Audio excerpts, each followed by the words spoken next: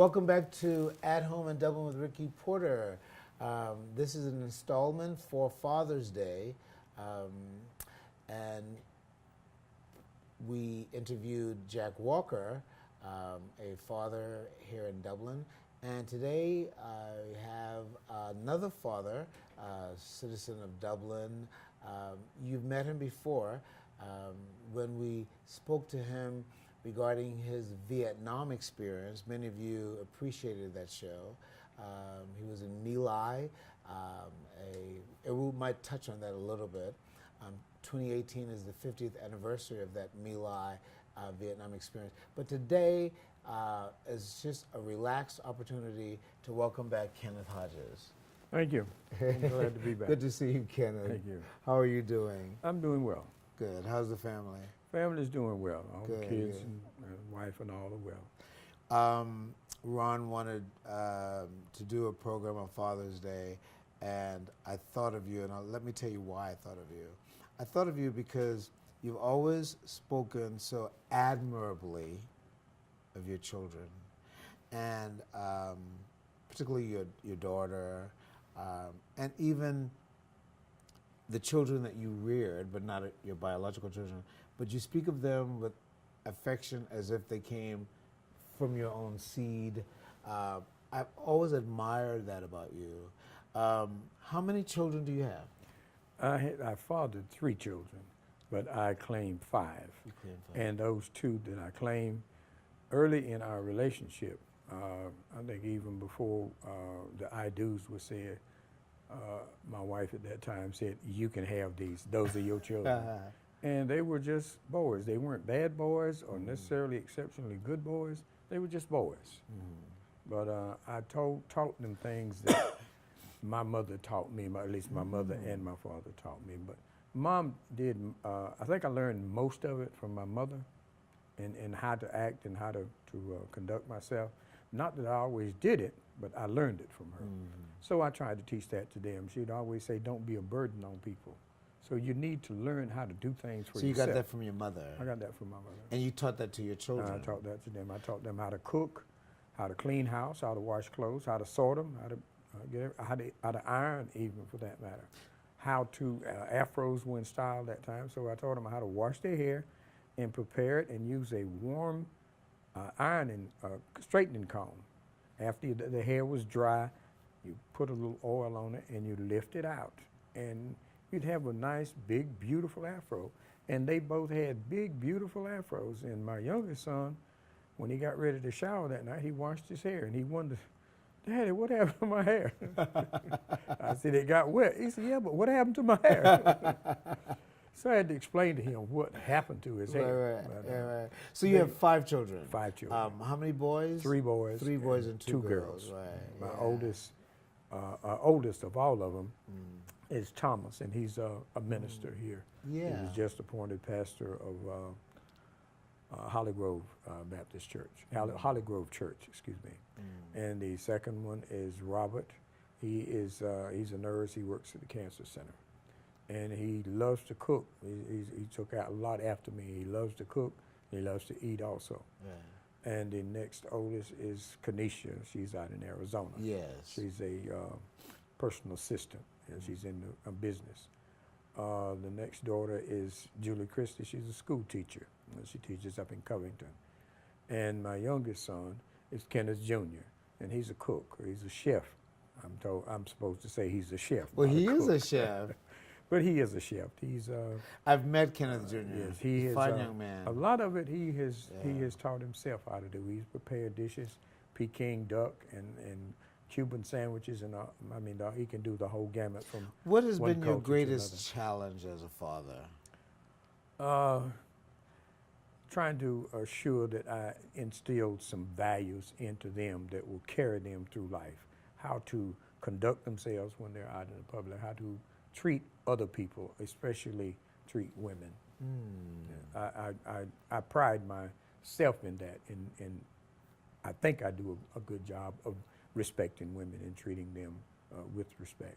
But I want them to be, if they're recognized for something, it's for their good manners and their good upbringing.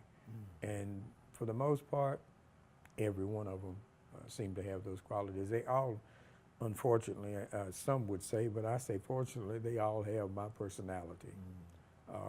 If you get So them they're together, outgoing, Oh, yeah. affable, oh, yes. gregarious. If you get them together, and you'll wonder now whose children are those. If you know me, it might take a little while for you to figure it But out. you'll But catch if on. I walk into the room, the doubt will be removed. Oh, that's Kenneth Hodges' children.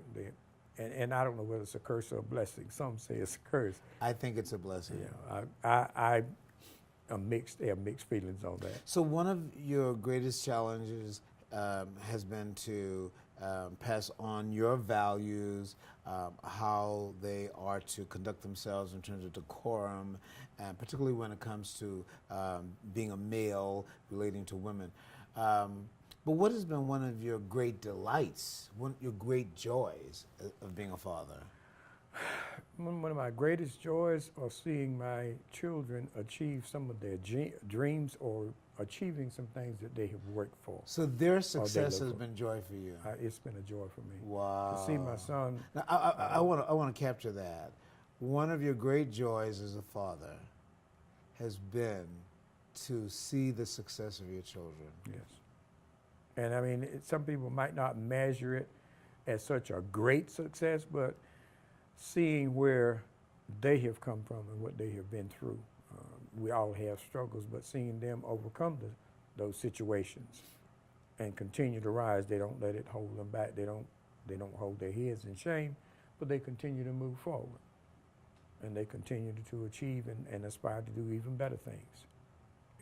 It's just a joy to me to see them grow and to see them take on my personality. And like I said, I'm still mixed on that as to whether it's a curse or a blessing.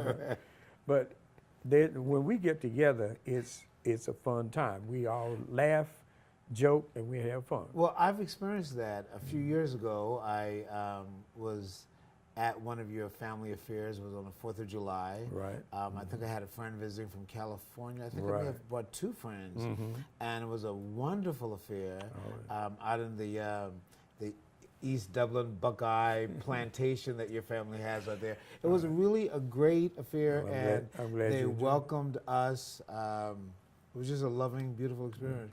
If you're just joining us, I'm visiting with Kenneth Hodges. You may remember Kenneth from his experiences as a Vietnam vet, but today we're talking about something much more casual and easy about his life as being a father. I'd like to segue into talking about your father. We're going to show our TV audience these pictures, but I'm holding a picture of your father that says a Reese Hodge story, and he's holding a large fish. So our TV audience will be looking at that. Tell us about that picture. My father caught a fish, and my sister second oldest sister was home visiting, and he was so proud of his fish, and she said, well, get it and let me take a picture of it. And she's talking to Dad about the fish, and she's taking a picture of the fish. And after my father gets through talking about the fish, and he really didn't go into details about how he caught it, he's just talking and exclaiming about how big it is, because it was a bass. And it's a beautiful fish, somewhere between 3 and 5 pounds, one of the largest that he'd caught. And after he finished and wind down in his story, my mother looked up at him. She said, now, Reese, you going to tell your daughter how you caught that fish? And when my father went to explain that he'd been hunting that day, and coming back from hunting, he walked by. He loved to hunt for rabbits and squirrels during the daytime, coons and possums at night. Deer was not even in this area at that time, or even turkeys for that matter. But this would be the Buckeye area? The Buckeye area, right.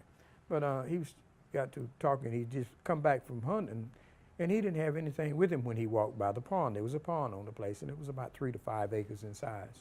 But as he walked by the edge of the pond, he noticed this large bass in the water, and he didn't have anything to get him out of the water except his .22 rifle, which he was hunting with. So he just held it over into the water, close to the fish's head, expended one round in his head, and grabbed him before he could get away. Wow, so that's how your father caught this. He shot it with a rifle. Okay. And my sister said, if you told me that, I would not have wasted my film on that. He thought it was hilarious. Well, There's another story of a fish when he was working in the garden, same location, near the pond, and he heard something in the water, and when he stepped over to look in the pond, here's another bass, almost the same size. All he's got is a hoe that he was hoeing in the garden with. And he just reached over and it gently lowered that into the water and snatched it quick, and the fish was up on the bank before he knew what was going on. wow. And he took it home proud of it. But Now- he was inventive, creative. He knew how to fix things and make things that were Did your were father fun. cook also? No, he didn't cook. Oh, you see, He your mother could- did. he So you couldn't even learned all boil. your cooking from I your learned father. that from my mother. Now, this other picture, I hope it comes out for our TV audience as well. Richard Hodges, Route 2, Dublin, shows off a rattlesnake he killed near his home.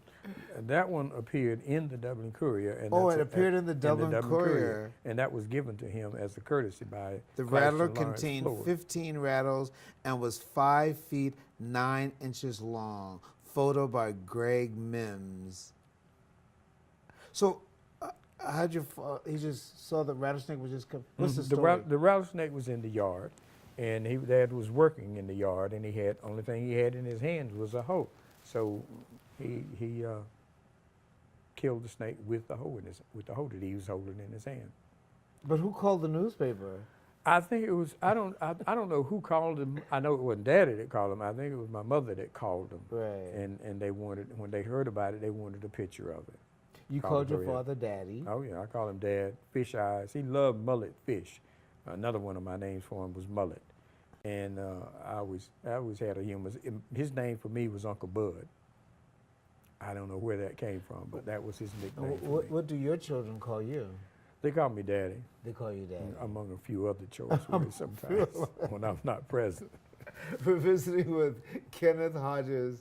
We'll be back with you in just a moment. Portions of this program are brought to you by Altera Networks.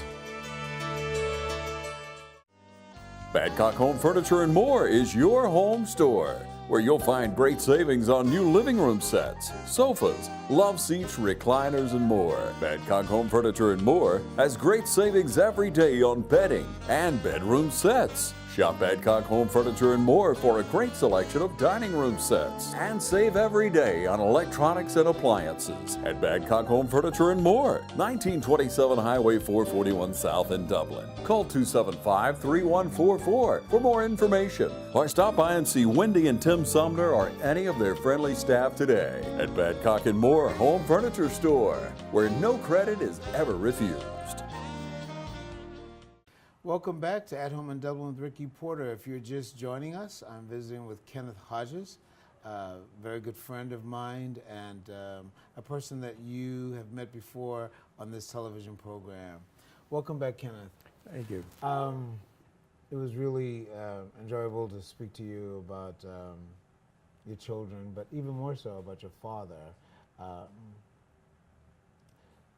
My dad's education was limited. I think he dropped out of school somewhere 5th or 6th grade, but he knew how to fix things and do. He knew how to work with his hands.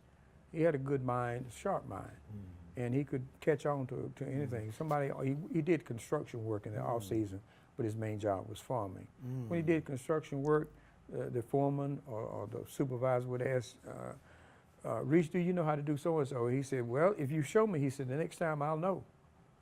And usually he had to show him one time, and he had it. He could lay out a form to lay a foundation for concrete, and he could lay it out perfectly.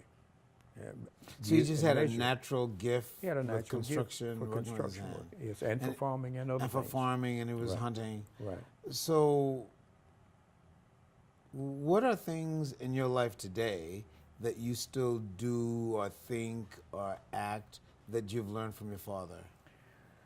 Things that I learned from my father Things is that you've learned from your father. always having a quick response for someone's question, whether it be genuine question, a probing question. So your father was affable and Oh yeah. outgoing. Oh yes. Oh yes. He was very affable. He was very quick. He knew, seemed like instinctively, what was on other people's minds even before they opened their mouths. And he he had a way of looking at people and being. He said he would be able to tell whether they were intelligent or not. And it was really, I guess, put it politely, it was interesting by the shape of their head, whether it be in the front or be in the back. And it was, but he was a lot of humor. He actually believed that, though. Oh, that yes. he could Oh, tell yes. by the shape of a person's He head. could tell, I can tell you, he said, when that one first showed up, I knew he was a fool. And I thought, Daddy, he said, yeah, look at him. Boy, look at how his head's shaped. It would just be amazing. He had a lot of common sense. Where was your father from? He was from Washington County originally, but his real name was not Reese. Everybody called him Reese, and I don't know really how that originated, but his real name was Joe Richard Hodges. And the only reason that I'm not Joe Richard Jr., there was already a Joe Richard Jr. by a previous marriage. But he was, one of the things that I admired about him was his humor and the quickness of his mind. You did not catch him off guard with a question or anything else for that matter. He was always a step ahead of you at least, if not two. What would be a particular Christian value that you have cherished, that you've sought to pass on to your own children? To treat others as I would want to be treated. The golden rule. The golden Do rule. unto others as you'd have That's them do right. unto you. And the gold rule goes along, sort of along with that. And that means that if you can't be it, say it, do it, or give it, don't expect it, because you're not going to get it. If you can't be a friend, you're not going to have any friends. Could you If you repeat that can't- again? If you can't do it, be it, say it, or give it. If you can't be a friend, if you can't give love, if you can't show love, if you can't show respect, don't expect it, because when it comes your way, either you're not going to be able to recognize it, you're not going to be able to know. You're not going to be able to appreciate it, its value. That's one of the things that I and that was him. He gave respect where respect was due. He showed appreciation for people, the things that people did for him, no matter how large or how small. It was nothing but picking up a rock, because he loved to hunt with a slingshot. Then somebody comes and say, Reese, I found this rock. It looked like one that you used to hunt with, and he'd give it to him. And he appreciated it. But he was an avid hunter, either with a slingshot or with a rifle. He never hunted with a shotgun. He said, I'll give him a sporting chance. If it's a rabbit, he gets him up out of his bed. He don't shoot him in his bed. He gets him up out of his bed. And many times he went hunting with his friends, and they got shotguns. And he said, Reese, you taking that walking stick with you? That's what they called his rifle. He said, I'll bring back more than you will. And at the end of the day, he would, because he'd get that rabbit up and running, bang, and that rabbit flipped over. He was dead. Others would shoot at him with a shotgun. So and miss. you grew up eating rabbits and Eating possums rabbits, and eating rabbits? squirrels, even cleaned. That was my chore. After You didn't he eat went home. possums, though. Oh yes, possum. We'd put them up, and they usually would be trapped. You catch them in a cage and then put them up for a few days and clean them out, and then you dispatch them. He would have to do that, because I didn't have the heart to kill him. Oh, really? Yeah, I don't know how I made it through Vietnam. Yeah. Somehow that's something that I was trained to do. Right. I do want to talk a little bit about that. If you're just joining us, visiting with Kenneth Hodges, and you may remember earlier interview I did with Kenneth about his experience as a Vietnam vet. 2018 has been, or is, the 50th anniversary of My Lai. That's correct. And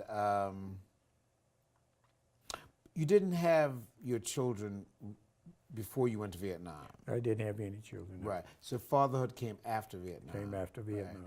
But it could have very well have been that you didn't survive Vietnam. You would not have had this experience of being a father. That is true. And you mentioned that you had been requested to do an interview or another sit-down regarding your My Lai experience in Vietnam? It was an affair going on in New York. I can't remember the name of the college right now, but it was in New York, and they were doing a symposium, and it was assembling people to talk about Vietnam, about My Lai in particular, because it was held on the March 16th, 2018, which was the 50th anniversary. So it brought back a lot of memories, and to my mind of the people in the place itself. And in fact, I'm still in contact with quite a few of the veterans from my unit there. Also this year, the company commander who commanded our unit on that particular day just passed away at the age of 81, I believe it was. He had enlisted into the military at the age of 16. And he was of Mexican and Indian ancestry. Descent. Yes. So you were not a father when you were in Vietnam, No. but there were fathers in the Vietnam experience, Yes. and many of them, without being said, did not return to their families. Yes. But you were one who did. You came Yes. out alive. And I had a very moving experience. This is many years after the war, late 90s, maybe early 2000. I got a phone call from a young man. And when he introduced himself, I was in quite a shock because the young man's father was killed in Vietnam, and he was a member of my unit, and his son had done research and found that I was there and found me in Dublin, Georgia, and he called me on the phone. He said, I didn't know my dad because he was born before his dad went to Vietnam, but he grew up without a father, and he wanted to know, what was my father like? Now that is an amazing story. And So this young man called you, called me. And and you remembered his father. I remembered his father quite well. He was an NCO. He was a sergeant in the same unit I was. I was in Vietnam, in Hawaii, when his father came to join our unit, and then that whole unit was later transferred to Vietnam together. So his father and I trained at Schofield Barracks in Hawaii, and then went to Vietnam together. And his father was killed in Vietnam. Probably, this was before My Lai, I believe it was. And we had been in country November, December, January, February, March, 4 months when his father, something like about 3 or 4 months when his father was killed. Do you remember his father's death? I remember his father's death. I remember the day he was killed. His name was Cox, Staff Sergeant Cox. So, Kenneth, you've lived a full life. I mean, you... And I've enjoyed it. For the most part, I have enjoyed every day of it. There have been some good ones and some bad ones, but I have to appreciate all of those days, because all of those days helped me to get to where I am today. Even the bad days helped me to get here because I learned something from them. Sooner or later, I learned a lot from those bad days as well as learning from those good days. One of the questions that I asked Jack, and I'm going to ask you, and I'll ask you to give a response to our TV audience. There are fathers this Father's Day who are struggling. Fathers who may be separated from their children. Fathers just who are just challenged. They're having a difficult time. What word of encouragement would you have for a father who's struggling or challenged, or their attempts at being a good father, not to even mention a Christian father, just being a good father, they just feel overwhelmed. What word of encouragement would you give to them? You may speak to them. A word of encouragement to fathers who are struggling, who are having a rough time of it. First of all, you have to give honor to your Father which is in heaven, and invite him into your life and ask him for guidance. And then you proceed to treat your family with love and respect. Whenever I meet my children, greet them, whether it's in the street, at their homes, or in my home, or at their place of work, the boys as well as the girls. It's always greeted with a hug. And I don't see it as anything special. That's just something that we do. I don't know where it comes from. My family was not so much a hugging type family, but I hugged my mother on occasion and my father also. But it teaches my children, what it teaches me is that I can love my children and I can respect them and enjoy them right where they are. I don't have to want them to be this or that for me to love them. Just as they are, I love them. And once I was in the kitchen at the VA where my youngest son works, and I always greet him with a hug, and a young lady walked up to me and she said, Mr. Hodges, you and Junior always hug when you meet. She said, I find that so interesting. I said, well, baby, that is just how we do, wherever we are. She said, but you don't seem to have any, I said, I don't have any problem with it. She said, my daddy has never hugged me. And I said, well, come here, baby. I'll give you a hug, and I'll be your father. I'll be your daddy. And I hugged her. She said, Mr. Hodges, that feels so good. I said, hugs are therapeutic. They mean a lot. Wow. A hug is an extension of a handshake. It means more than a handshake. It's much more sincere. But it's an expression of love. It's an expression of caring.